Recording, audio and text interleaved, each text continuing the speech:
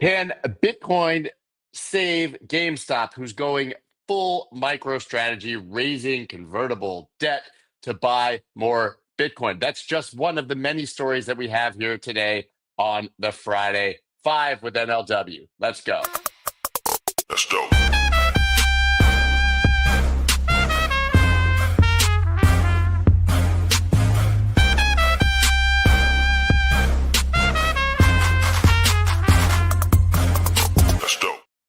What is up, everybody? I'm Scott Melker, also known as the Wolf of All Streets. Before we get started, please subscribe to the channel and hit that like button. I'm here broadcasting live from Bill Barheit's living room. He is the guy who has always had the piano behind him.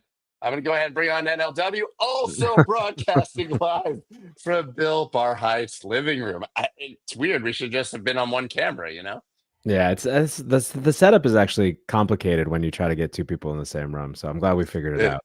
It is. I hope you're not getting echo through your mic from me screaming three feet away. But here we are, not for a piano concert, but to talk about the Friday 5, all the things that have happened in crypto this week. I mean, we just sort of have to always honorable mention price action, which continues to be about as pleasant as a long trip to the dentist. Stories are hilarious. You got spot ETFs report 10th straight day of net inflows. Yeah, it's great news. And then, the next article is we have auctions expiring, Bitcoin above 90K, and then crypto slumps 4% on Trump tariff moves. But US GDP data helps markets recover. I mean, I've come to the grand conclusion that nobody knows what the hell is going on or where Bitcoin price is going or why it is the price that it is at any given time. Well, yeah, and then like 5 minutes ago, didn't we get a hotter than expected CPI print too? So what's going on with that? I mean, that's gonna be coming in at some I don't even know if that's good or bad. Yeah, exactly. I mean, one thing's good news. It's good news for the economy. It's bad news for market. If it's bad news for the economy, we might raise rates, and that's therefore good news for risk assets. So here we are, just in the doldrums of sideways miserable chop. Yeah, man, we are always reminded that people in crypto hate nothing more than sideways. Like we are gluttons for punishment or excitement, but one way or another, we would rather be either cratering or soaring and nothing in between. Well, this nothing in between is a purgatory that many cannot tolerate, as you can see by people losing their minds, obviously, on Twitter. But let's talk about the first official story of the day, and that is, of course, assuming I can get it up here, GameStop sinks on plan to borrow 1.3 billion to buy Bitcoin. You've got this tweet here. There's what the chart looks like after they decided to issue debt and made that announcement, down 25% at one point. This is a pretty funny little meme we got going on here. But what's interesting here is that I was kind of traveling yesterday. So the day before, I saw that GameStop was up like 14% pre-market because they announced the strategy to buy Bitcoin. But then when they said they were going full micro strategy, you've seen the movie Tropical Thunder, right? Never go full. Yeah, I don't think we're allowed to quote that here. But even in 2025, but never go full anything. But they went full micro strategy, raising a convertible note, and down goes the ship. Yeah, it's very weird. I mean, you're correct in the analysis. They announced that they were going to do this, and they were sitting on this big old cash pile from cashing out at one of the recent pumps about a year ago, or I guess a little less than a year ago. And I think that the market liked the idea of them spending some of that cash on Bitcoin, right? And so stock rallied.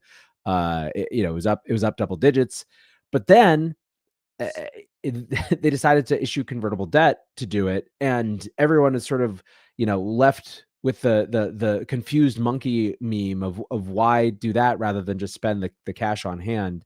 But look, ultimately, I think that GameStop is not a company that does things sort of halfway. They lean into their own memes, and it's it seems like that's what they're thinking about doing here.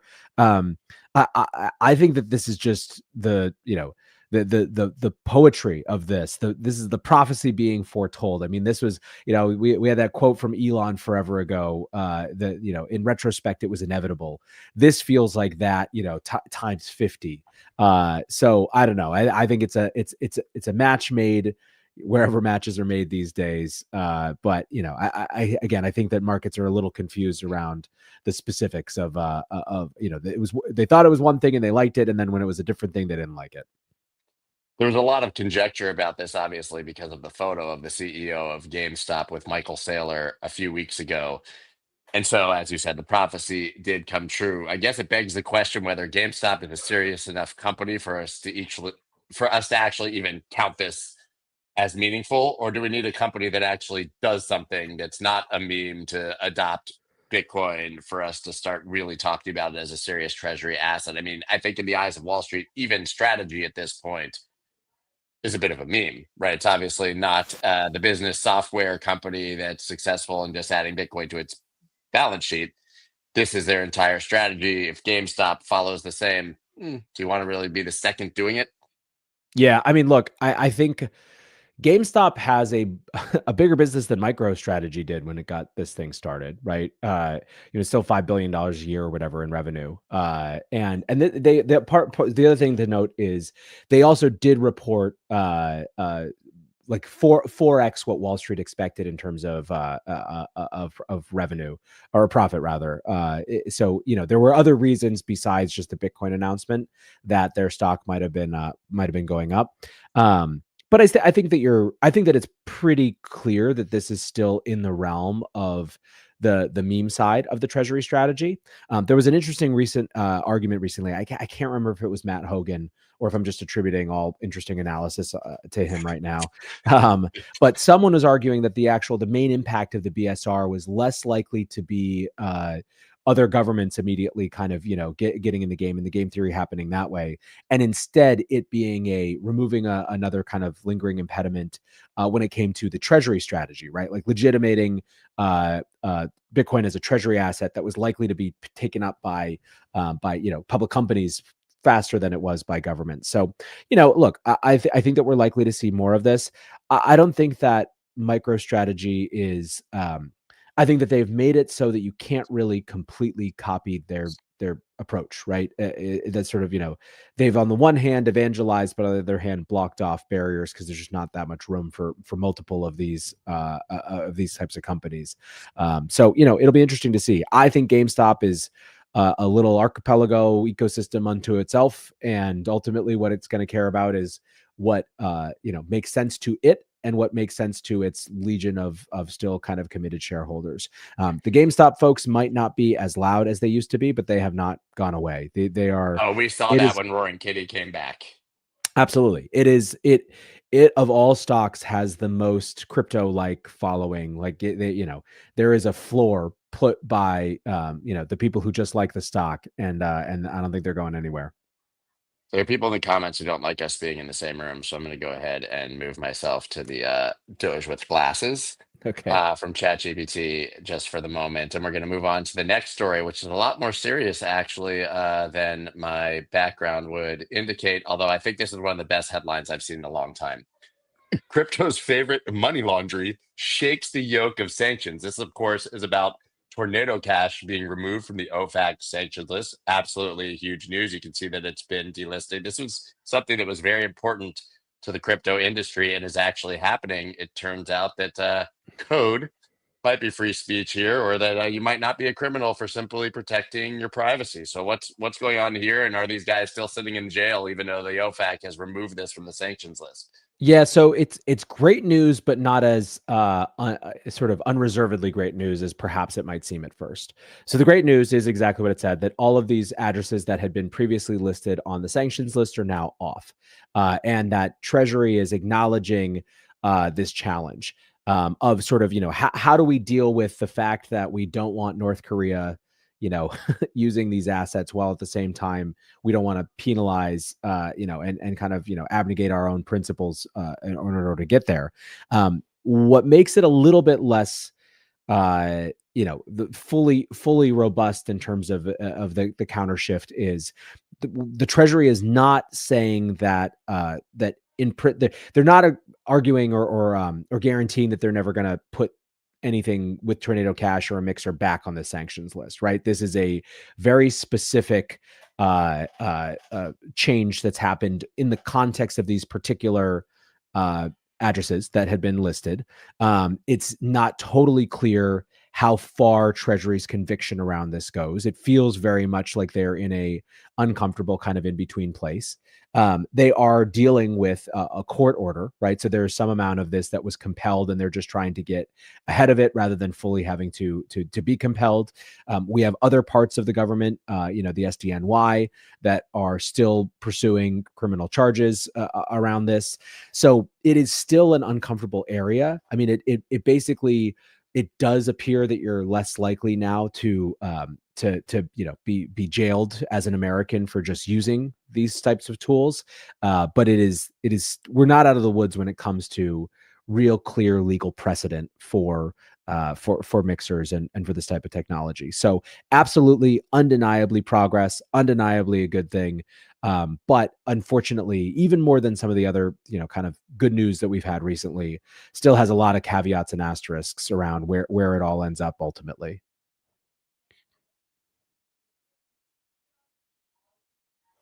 I think we'll take it as a victory. Did you? Yeah, I don't know Yeah. if I got muted there for a moment, Yeah. but having some technical difficulties. I was saying, yeah, we won the battle, but far from saying we have won this war yet. Yeah. It's a W. There may still be L's in our future. Look at the market, man. I think Yeah. everybody's feeling the L's at past, present, and future. But one thing that likely will not be an L is stablecoin legislation. It seems like the lowest hanging fruit, the most likely thing we're actually going to see. This is the U.S. House stablecoin bill going live and a flurry of crypto activity on Capitol Hill, of course, following the Genius Act from Haggerty in the Senate last week. And we know that there's multiple potential legislative efforts around stablecoins coming from both houses. Seems like there's a lot of consensus that something's going to get done. We just have to hope that that something is actually the kind of stablecoin legislation that we're looking for. But this is pushing forward. Yeah, no, there is a huge amount of intent from both parties to get stablecoin legislation done. I think there's also a huge amount of intent to get market structure legislation after that done. There's just sort of more, inherently more complication there. One interesting thing about stablecoin legislation this week, and I don't want to read too much into it, but Senator Kirsten Gillibrand was at the DC Blockchain Summit, and she was basically a big part of her comments were effectively like thinking oppositionally and antagonistically about what could happen depending on different ways of coming at the stablecoin legislation.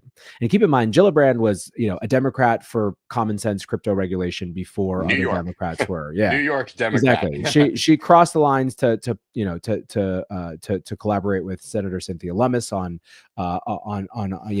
their comprehensive crypto legislation when that was a very unpopular thing to do. So I think that you can very clearly count Senator Gillibrand on the list of allies, but there were a lot of her points that were being made that felt very like banking lobby sort of talking points, right? She was basically saying that we probably shouldn't have interest yield bearing stable coins because that'd undermine local deposits in local banks, and you couldn't have mortgages with that. Like just these things that are very, you've heard every time a new financial instrument that competes with people just putting their money in a bank comes up, it's this sort of argument. And what I couldn't quite tell, not being in the room, was how much she was saying, these are my concerns, versus saying, we're on the 1 yard line and now is the right time to think about Yeah. everything that could be and really like nail this. And it was clear that she was saying, you as an industry don't want to screw this up. It's really important. And if we have more screw ups, it's going to, be a death knell for us. And I don't think that was, I think that from afar, I took that sincerely as her actually saying, we don't want to screw this up, but it was still interesting to see at this late stage those sort of older, tired arguments re-enter the conversation. So I'm a little worried that we have kind of an 11th hour surprise coming in terms of some of the specifics of stablecoin legislation. But we're in a better position to have those debates now than we were at any previous point in the past. So I'm sure we'll figure it out. A lot of what you just said echoes, as a side note, some personal experience I'm having. I'm out of town with 13 of my friends from college. So you're talking about basically 13 guys who are almost 50, most of them Wharton graduates who are in some way, on Wall Street or were on Wall Street. And we got, of course, into the inevitable crypto conversation yesterday. And I can tell you that the sentiment from all of them is Bitcoin has been legitimized, but all they see in the media or think is that the rest of it is an unregulated, speculative casino that's gone off the rails. And I think that, her view kind of echoes not what we think when we look at the utility and the true use cases in this. Obviously, I've tried to set them straight, but it feels like we have Bitcoin, and then even the legislation that we're looking for and other things might go the wrong way because of a view that this industry isn't serious. Yeah, I mean, we're not necessarily making that a lot easier on ourselves at this stage. I will say that it's been interesting. I kind of had, it felt to me like when the Ethereum spot ETFs got approved that Wall Street might comfortably settle into this sort of notion that with Bitcoin, they had exposure to the digital gold narrative, and with Ethereum, they had exposure to everything else, right? All the smart contract stuff. And it seems so far that Wall Street just doesn't care about exposure to the non-digital gold narrative at the moment. And I think that what the experience that you just recounted is sort of reflective of that.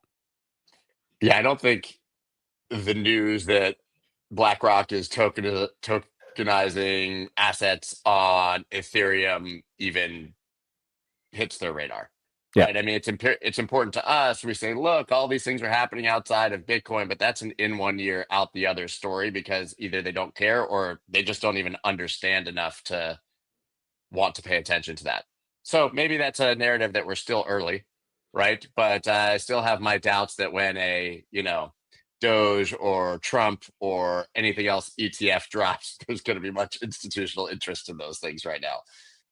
Yeah. I mean, look, I think we were talking about this before, we're just still, we are uncomfortably farther set back than we'd like based on the shenanigans of 2022. The institutions have been willing to move on as a whole and not really care that much because there's money to be made, and they were structurally denied playing in this playground for a while.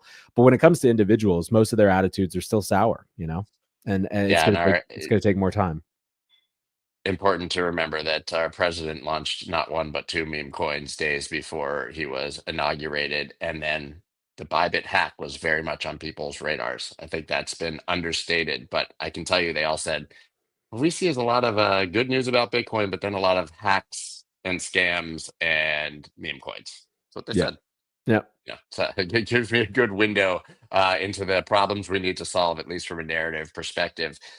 Some more good news here, though. OCC ceases examinations for reputation risk. And then to follow that, US FDIC moves to put an end to reputational risk following criticism from crypto industry. This is another banking and Operation Choke Point 2.0 story. Choke Point 2.0. What do you make of the reputational risk story? What does this mean? It's this one is basically sort of, unmitigatedly positive. The whole reputational risk idea was sort of a circular argument that you could use to as a bully cudgel to get people to do whatever it is that you didn't want, right? You say the thing that you don't like creates reputational risk, which means that people can't do it because there would be more reputational risk. So it's basically an act of self-fulfilling prophecy to say, in our case, crypto is reputational risk.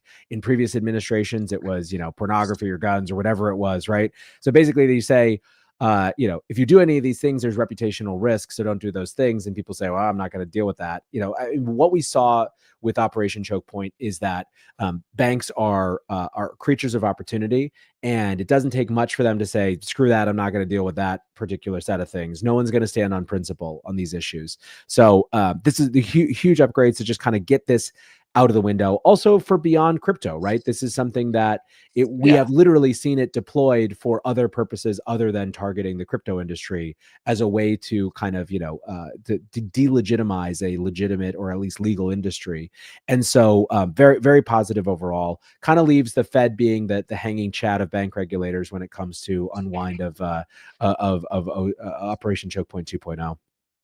I can just tell you that from talking to my friends, I'm still suffering from reputational risk as a result of crypto. So maybe it's good that the government's not doing it, but I would have thought that here in 2025, it would have improved. But this is, to your point, very important even outside of our echo chamber, which is the only way that we focus. This is just common sense that Yep. this needs to be removed from the banking regulators toolbox.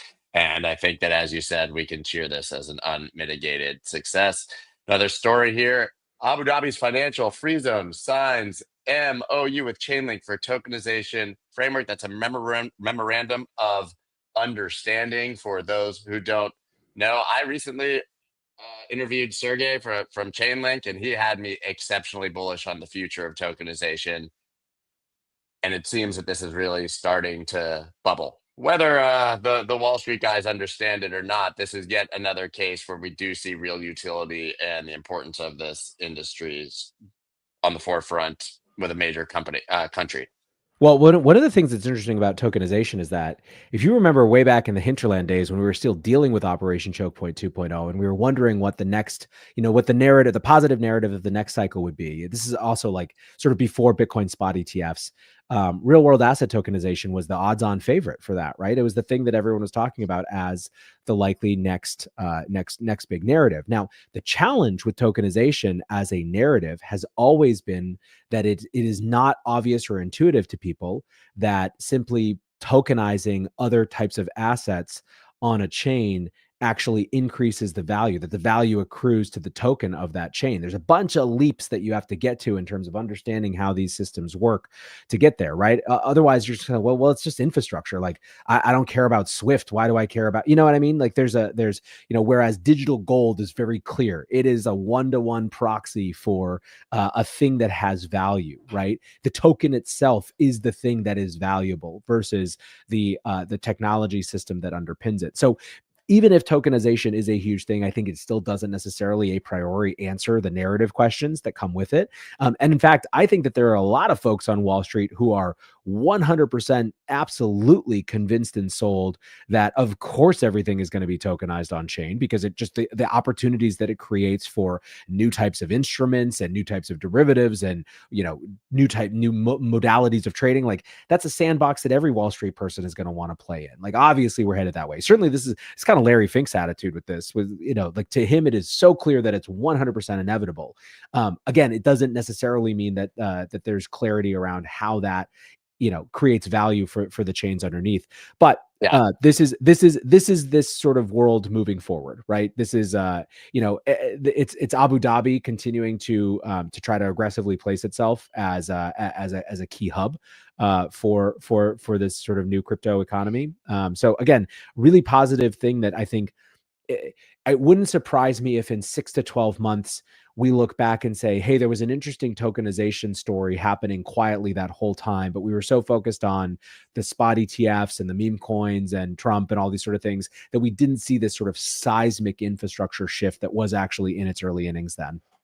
I agree with that take that the adoption of the technology for this purpose is superior and therefore inevitable, but that doesn't mean that for your average person, it's going to be investable in a way that they're used to in crypto with some sort of guaranteed profit, right? I think it's going to be spread out exceptionally far.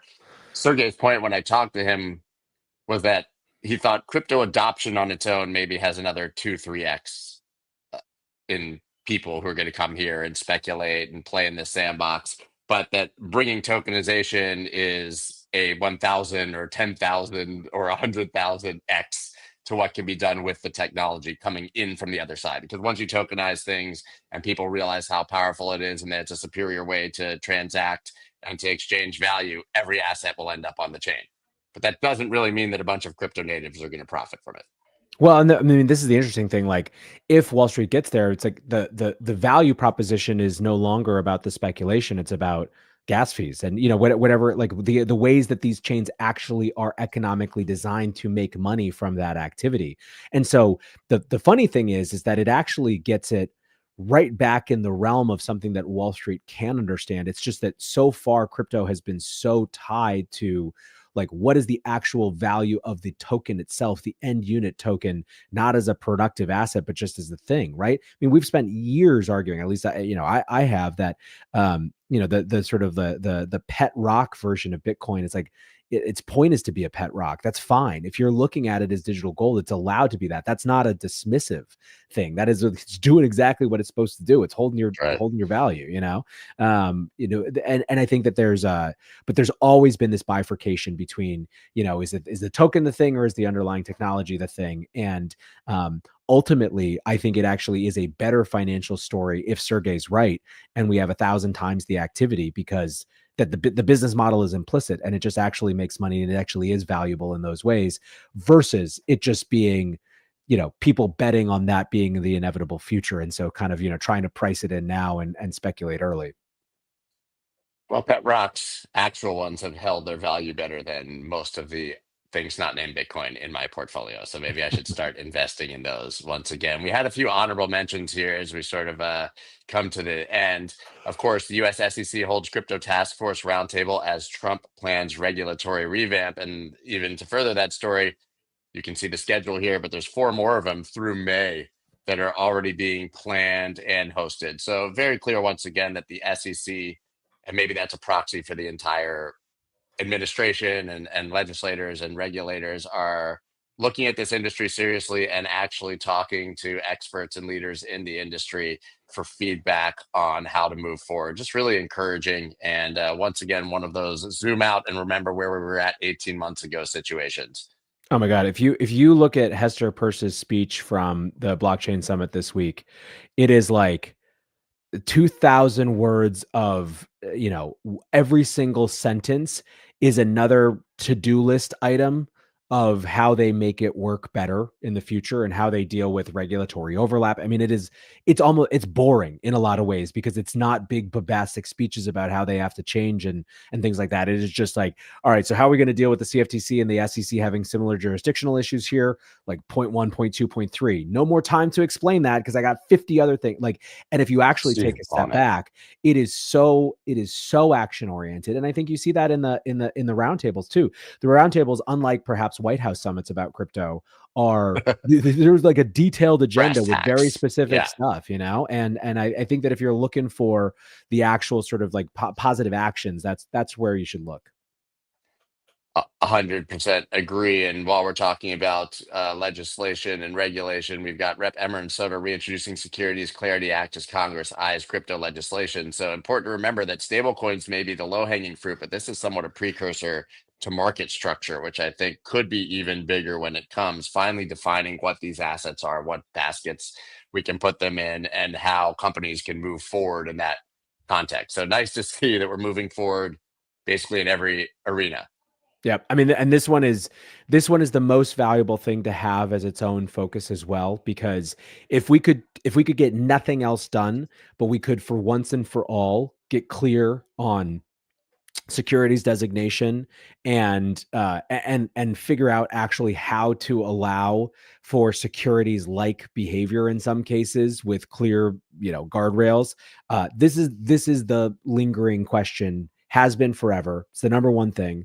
And any market structure legislation that doesn't deal with this will be incomplete. And so, I think Emmer and Soto are doing two things simultaneously. One, they're trying to shape that part of the conversation, which is so important. They don't want to wait. They want to get it going right now and want to actually try to like have their vision of that. They want to plant their flag. But two, they're also hedging. If you can't get the whole market structure thing done, you got this thing that you can fall back on, and it wouldn't be a bad consolation prize to at least get that through. I agree. And the final honorable mention story here: Ripple to get 75 million of court ordered fine back from SEC drops cross appeal. This was one of those interesting scenarios where we saw the SEC continually dropping every single case or decide not to pursue them, including, I believe, crypto.com just in the last couple of days. And here we had Ripple kind of negotiating behind the scenes for a better deal when they saw the way that the winds were blowing. And looks like that's exactly what happened here. This is dead, and they got some money back. Throw a big party, guys. We're waiting for our invites. Yeah, seriously. Well, apparently that was the White House crypto summit. It didn't look like a very fun party to me, guys. That's all we've got for you today. NLW are going to go, and I are going to go have a dueling piano concert in the back. It's going to be amazing, but we're not going to broadcast it for you. I'm sorry. Give NLW a follow on X and check out the breakdown. That's all we've got for you today, man. Thanks, and see you next week. Later, guys. Let's go.